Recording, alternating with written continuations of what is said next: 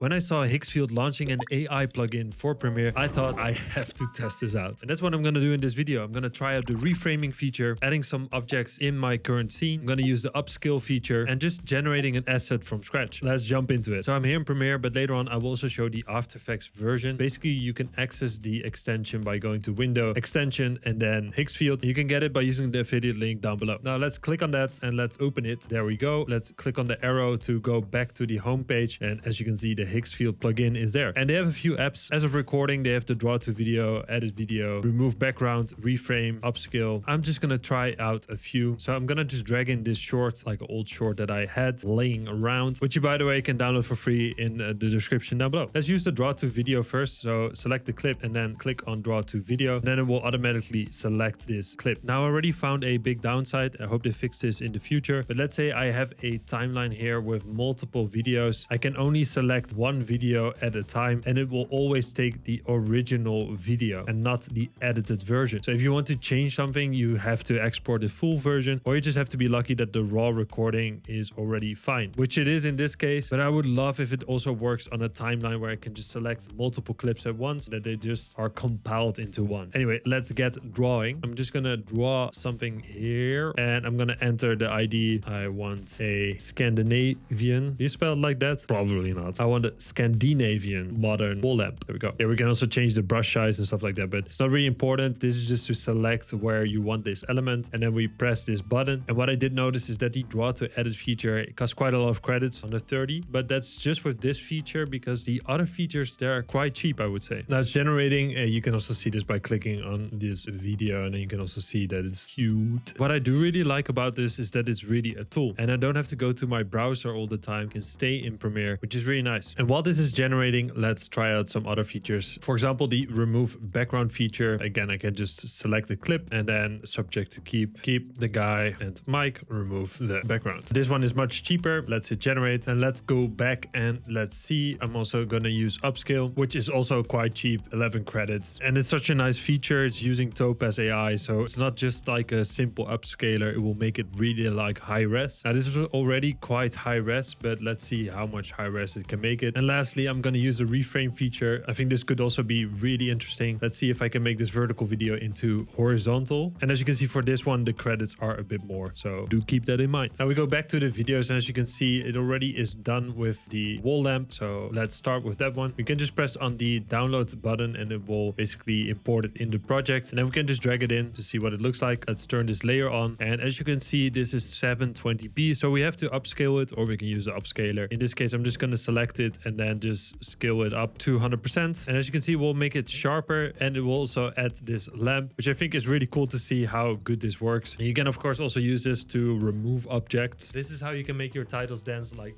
this. You can do this all on your phone and completely for free. Just open up CapCut, add some text, and everything else stayed the same. It's even a bit sharper in my opinion. So this works really well. Let's try out the other one with the remove background feature. Let's just download it. It will automatically import it and it places it at the current time. That is something to keep in mind. Maybe this will be fixed in the future. So it is important that you're not in the middle of a clip like I am. Just have to move your current timeline marker a bit further down. Let's move this to the back and see what this will look like. That didn't work. Let's see if we can redo this. Select the clip, remove background, keep the person and the mic. Maybe my prompt wasn't good, so let's see if this one does work. The upscaler is also done. I'm curious if it really makes a big difference. You would say it doesn't make a big difference, but let's see. This footage was already quite sharp. I do think that it is a bit better. It's maybe a bit difficult for you guys to see with the YouTube compression. Let's zoom in a bit here. This is without the upscale. This is with. I definitely see the difference on the hair. For example, here it's a bit pixelated and it looks a bit mushy. And then when I turn it on the 4K upscaler, you can see this hair is nice and crispy. Now again, I'm assuming that if your footage is way more low res, or you have compressed footage from a client, or the client shot it on a cheaper camera, then I think this is a really good solution. The remove background feature is also done. Let's download it. Now it is working, and it's actually working really well. Also with the hair, love those remove background features. They have a bit of a difficulty with the hair, but it's working really well. That's nice. Also with the black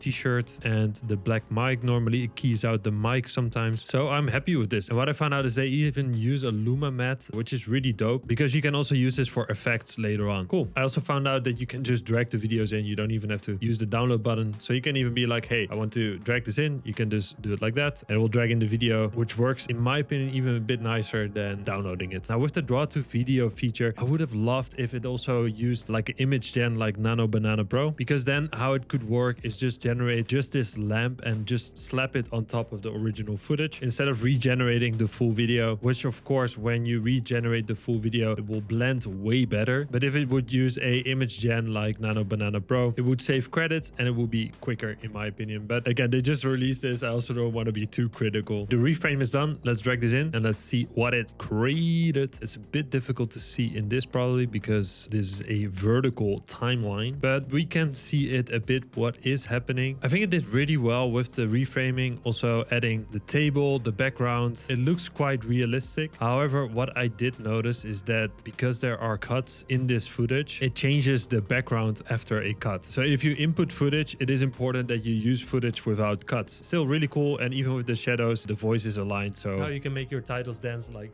this. The voice is still aligned and it looks real. Now let's jump to After Effects. And here I have the plugin open. It works really similar. We can just go to Window, Extension, and then Higgsfield. Again, I think it's already dope that they created it for After Effects. Let's use the draw to video feature in this clip. Again, I selected this clip. Let's draw on the background here. Maybe change the brush size a bit. It takes a bit less long. Beautiful drawing. And as the ID, I want a window looking out onto the Amsterdam canals. Generate. And it works a bit slower than in Premiere because it first renders the video to Higgsfield. I think in Premiere this also happens in the background, but you just don't really notice it. And there you go. It's cute. All right, it's done. Let's download it and then it will arrive, or it will be in this folder, in the Higgsfield folder. And let's drag this into the composition. And what I noticed is that it's not perfect. The lighting is a bit weird, but what is really cool is that it kept the whole scene the same. Like the text is still good. It's not like that typical like AI text or something. And it cut me out perfectly with the jacket. Now this is after one generation, as you can see. I would probably make it a bit darker, or maybe even ask like, hey, make sure that it's not sunny and make sure that there's some movement in the water or with the boats. Even if I turn my head here, as you can see, my hair is cut out perfectly. So I'm already super excited to use this tool in some client projects. Now I just want to remind you, it's a tool. Don't be scared of AI, embrace it, try it out. Again, link to Higgsfield is in the description. And if you want to become a pro editor, get clients and learn even more about video editing, then do join the Fullstack Editor Club. Link of that is also in the description. Let me know what you want to see next. I'm also curious what you think of this new tool. Don't forget to subscribe, and thanks for watching, and I'll see you next time. Bye bye.